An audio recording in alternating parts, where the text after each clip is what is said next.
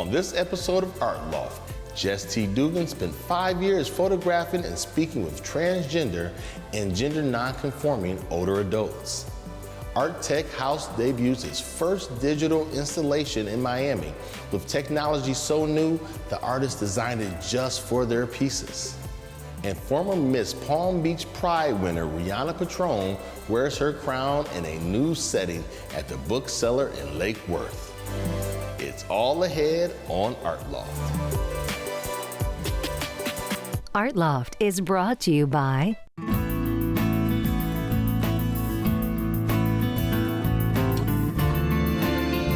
Where there is freedom, there is expression. The Florida Keys and Key West. the Miami-Dade County Tourist Development Council, the Miami-Dade County Department of Cultural Affairs, and the Cultural Affairs Council, the Miami-Dade County Mayor, and the Board of County Commissioners, and by the Friends of South Florida PBS. Hi, I'm Jumaane, and from Art Center South Florida, this right here, this is Art Loft.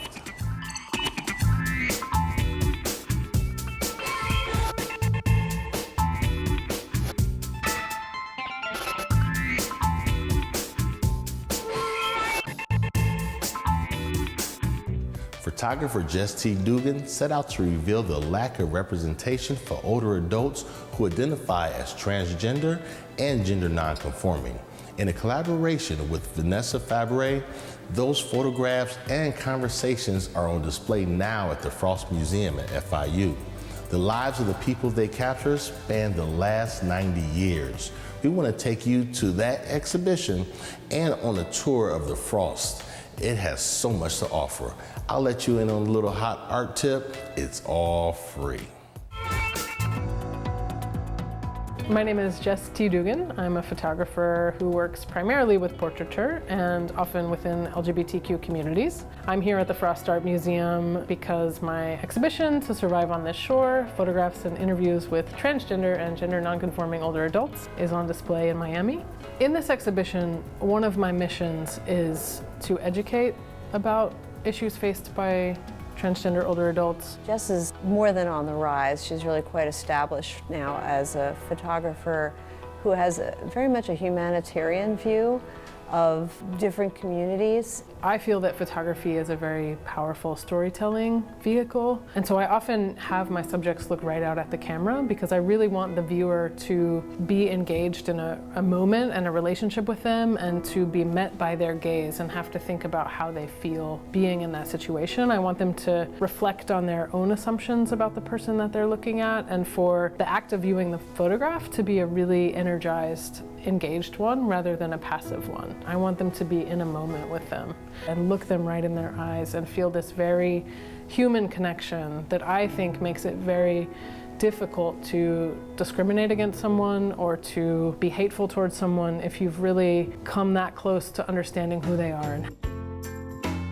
I made this project in collaboration with my partner, Vanessa Fabre, who's a social worker and assistant professor at Washington University in St. Louis, and her research focuses on the intersection of LGBTQ communities and aging. So when we met, we realized we had overlapping interests from working within trans communities, and we decided to create this project that had both the portrait and the interview narrative from each person.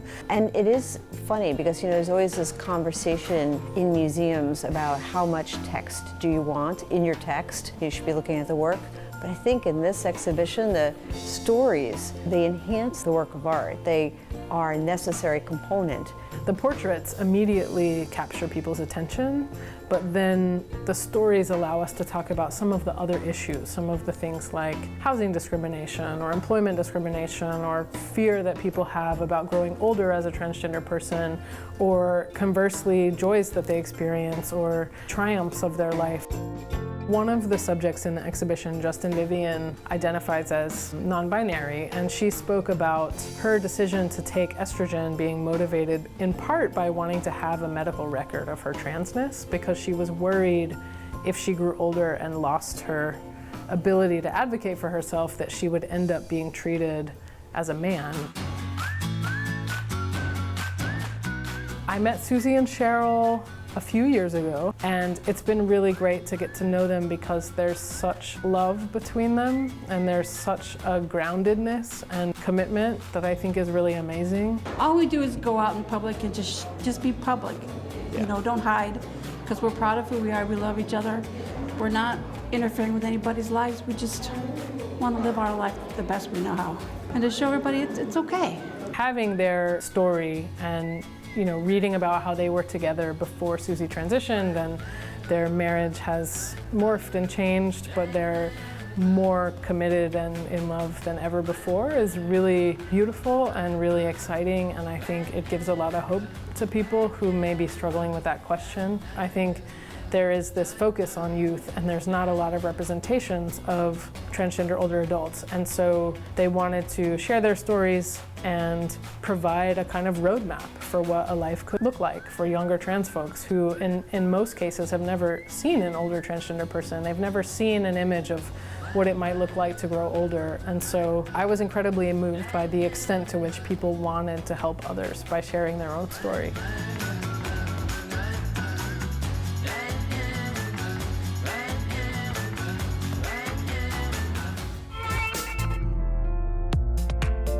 We are a very inclusive museum. We like to expose the Miami public to all kinds of art as well as subject matter. We have, of course, a number of exhibitions on view at once, and they're all quite different from each other. So it's sort of, I like to say, a buffet of offerings. You never know what you might end up liking. We are the only museum to have free admission in Miami.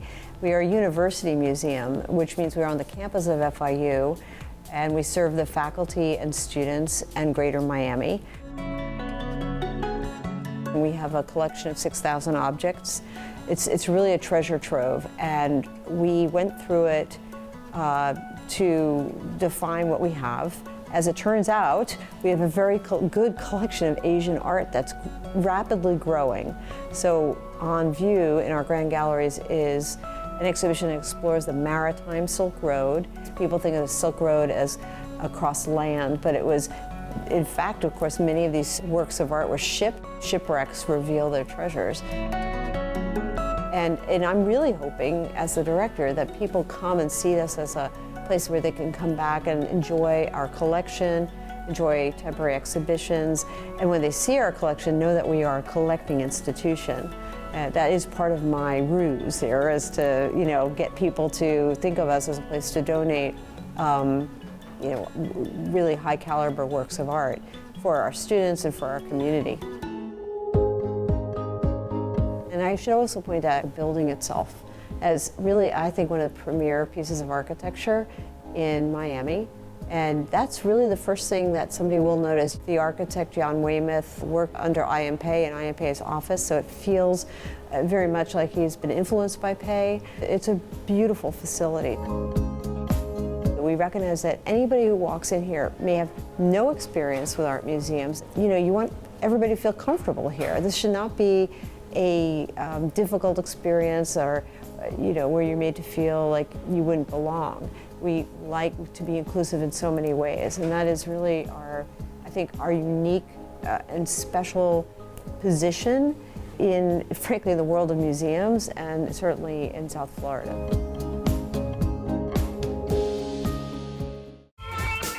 We love the offerings at the Frost and those photographs from Jess T. Dugan. They really gave us an intimate look into the people's lives. Here in this exhibit, Terrence Price II is also giving us a personal look into his neighborhood. Let's find out more about his photography.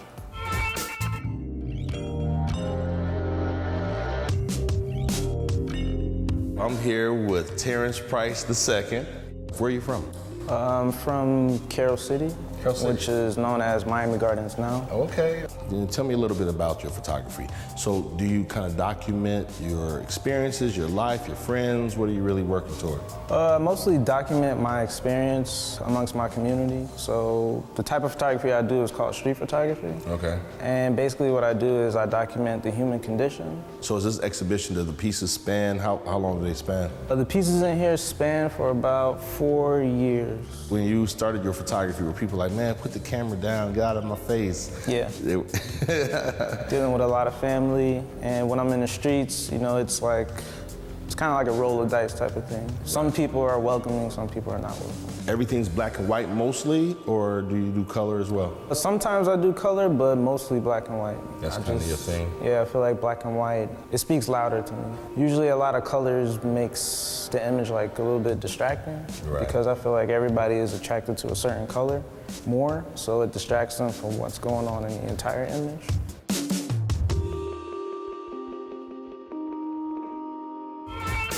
ARTECHOUSE has opened in Miami. It's a new kind of gallery that unites art with science and technology.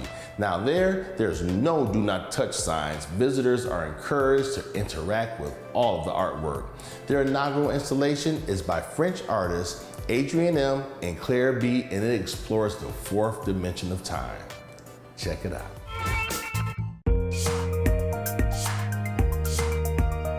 My name is Lena Galperina. I'm the Visitor Experience Director at ARTECHOUSE. ARTECHOUSE is an innovative art space dedicated to showcasing artists who use technology to create. And what we want to be is a space where artists can explore and our visitors can get to know this new medium. What the artists of the 21st century are doing is they're using the tools at their disposal. So Adrienne and Claire are the artists that at this time we're sharing with our audience. In this case, you know, the artists are using projections as a source of light, as well as, you know, actual physical frames and the hardware like computers. They're using 3D cameras to be able to see where a person is and capture their movement, and they're using their own software that they're created.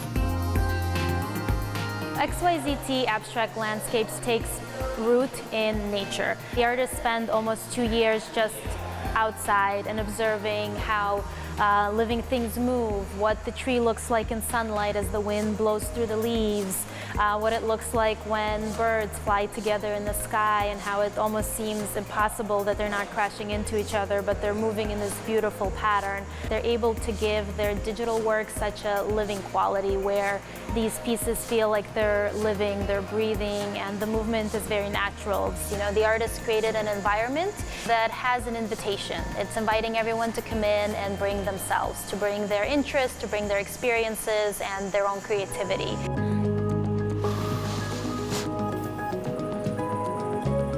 Sometimes you almost feel like you're experiencing senses that you're not experiencing. So because it's so organic and it makes you feel like you're almost like in a living environment, like a forest, or some people say they feel like they're submerged underwater. Through your memory, it might make you remember smells of that environment, or it, you know, even if you're not touching something, it might feel like it's like a delicate thing, and it gives you that sensation. And I think it's the combination of visual and auditory stimuli really can create an experience that's very immersive. So we're standing in front of shifting clouds, and it's an experience that takes shape of your body. This installation actually also follows you. The movement that you see in the piece is actually inspired by the movement of bees or birds as they all fly together in unison. We're standing in abstract landscapes. The artist wanted to give people a small performance where your body and your presence awakens the art around you. And right now we're actually transitioning from the first sequence, which as you saw was letters.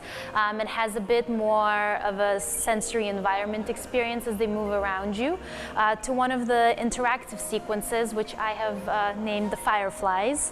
But in this part, as these little dots come up, your presence will be able to move them and affect them. And this element of how your body is able to express emotion and ideas through motion. So when I step closer to the piece, I'm able to control the installation and the environment around me. And it's something that, depending if you make a bigger motion or if you kind of have a more tentative motion, you're able to really control the overall installation and be playful with it. Each of these pieces can be experienced one-on-one, where you have a very direct contact with it, because you're essentially, through the sensor, the piece is observing you. Typically, you know, in this space, up to 3 other people could join us, and then it plays a little bit differently because then the installation sees 3 different, essentially human bodies in the space. When I walk into this field of vectors, immediately my presence changes its state of being. So I think that's something to keep in mind in terms of as human beings, we interact with our environment, whether it's the natural environment or our social environment. But you know, every action has a reaction, has an effect. There are also 2 pieces that also use touch, in which case it's a very tactile sensation versus taking a step back and moving with your body.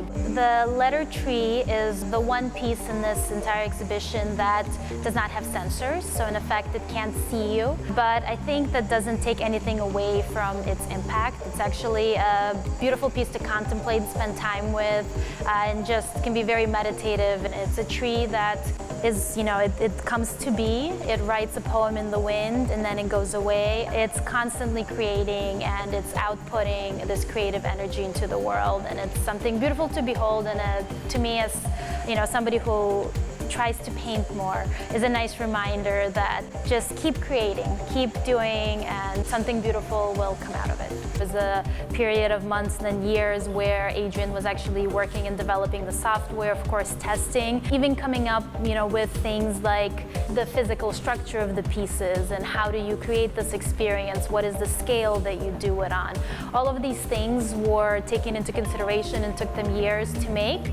And then the beautiful thing about working with technology, you know, if you do a painting, for example, you've finished the painting and it's done, so even as it's being shown in different locations, it's still the same piece, it's just being moved. With technology, what artists do, and Adrian and Claire are part of that, is with each experience, as more and more people interact with it, they're able to tweak it, they're able to learn from the interactions, they're able to enhance it. It's beautiful to have somebody who's, you know, 5 years old and has always lived in a world of digital technology be in the space with their grandparents who grew up in, you know, with a lack of digital technology in their everyday life, but still see them be playful together and experience an environment together. And I think that's the beauty of the direction in which art is heading, and this new medium is really empowering artists to go, is to create an experience that's not passive but very active, where people can really engage with it and bring themselves, and what they put into it really magnifies what they get out of it. ARTECHOUSE will continue to bring the latest in digital technology art as they continue to introduce new exhibits. Now, artist Terrence Price II is also using video as part of his installation. Let's check it out. Now, I know you have a couple videos here. Tell me a little bit about them. One has your grandmother in it? Yes, that piece is called Take Your Time. Okay. And what I did was I went through all my family archives of photos that she really didn't know that we had. You found this picture? That's so I kind of put a slideshow together and I let her know that I was recording her. And I wanted her to tell me about each photo. You really found a lot of pictures. When you had time to go back there and look for pictures? But she was like going through the images. She got some of them wrong, but we all did it one take, so. Oh, nice. And that's that piece. Yeah.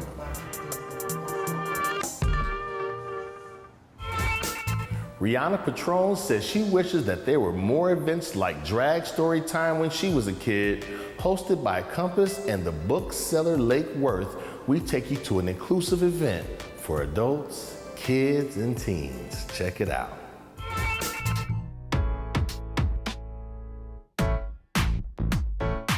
My name is Rihanna Petrone. I'm a female illusionist in West Palm Beach, Florida. I'm here at the Book Cellar in downtown Lake Worth to read to children. This is my first time, so I'm a little nervous, but okay, it's okay. I'm gonna do a little book for you. This is gonna be the true story of the 3 little pigs. This sort of thing was taboo when I was a kid. You know, I never saw drag queens when I was a kid. I didn't see my first drag queen until I was 17. And that was at a drag show in West Palm. I would have definitely enjoyed something like this as a kid. Definitely. Everybody knows the story of the 3 little pigs, or at least they think they do. I think it'll be interesting for the kids. And this is, I think, the 3rd time they've done this. So a lot of the other queens said that they had a lot of fun doing this, so I'm excited.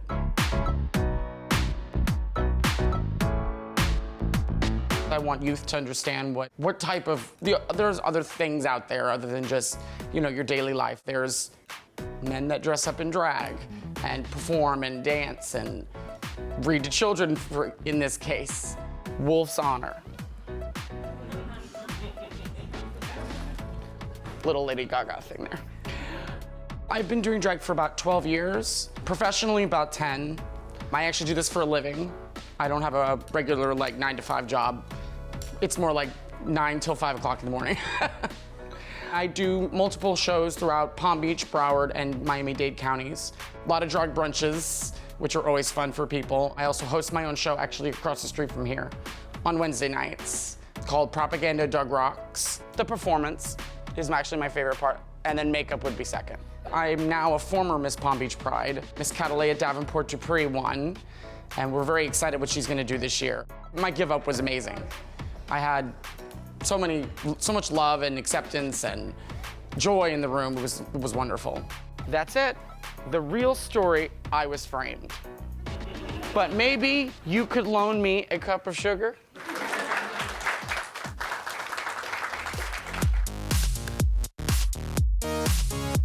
Now, does anybody have any questions for me as an entertainer or as a person?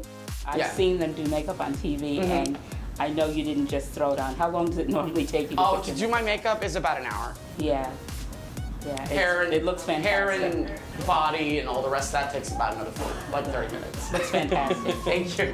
What advice would you give to a youth or a teenager or a young adult that think they may want to also go in the same area that you're going into? Practice, practice, practice.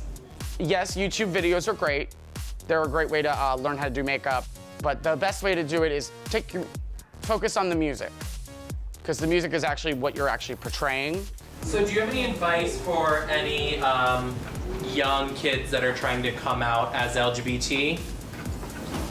Loaded question, I know. Yeah, it's a loaded question. I mean, I came out when I was 18. I waited just to save myself the heartache. But I believe you should be who you are, no matter what. No matter the bullying, no matter the ridicule from family or friends, which they're not your friend if they don't like that. Be who you are. Come out, show the world, and be exactly who you should be. Because I did. And now I dress in drag and look like a woman.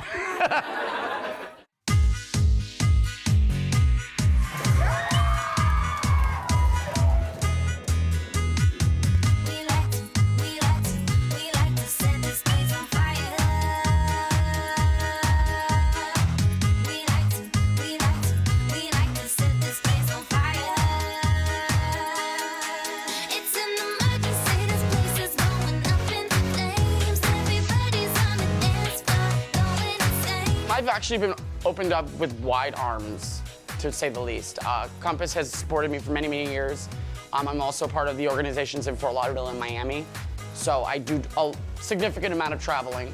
So honestly, having children watch me is another feat, I guess. I mean, I see children at Pride and stuff, because that's one of the only parts of my job that I get to perform for children. So I do enjoy it very much.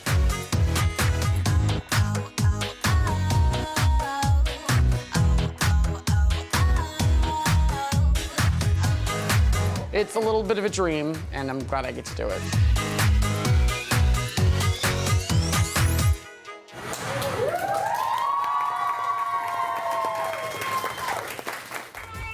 You can check out Rihanna Petrone on her Facebook page, as well as the Compass Community Center.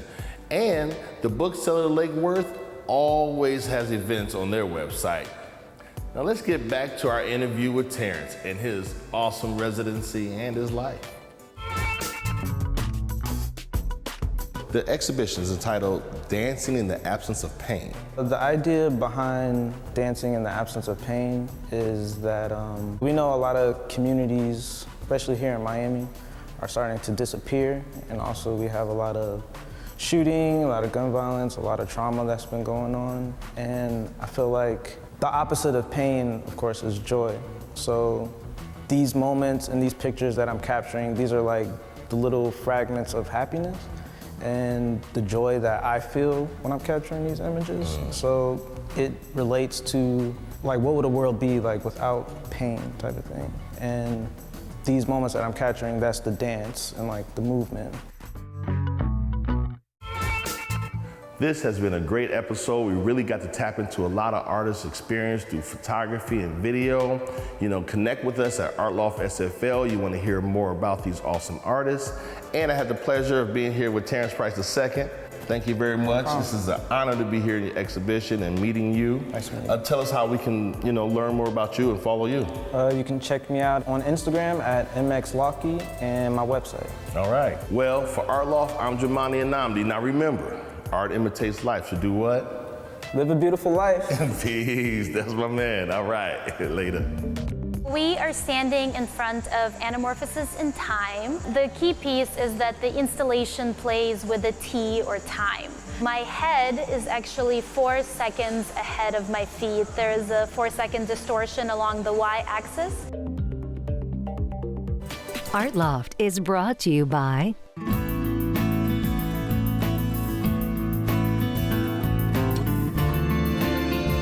Where there is freedom, there is expression. The Florida Keys and Key West. the Miami-Dade County Tourist Development Council, the Miami-Dade County Department of Cultural Affairs, and the Cultural Affairs Council, the Miami-Dade County Mayor, and the Board of County Commissioners, and by the Friends of South Florida PBS.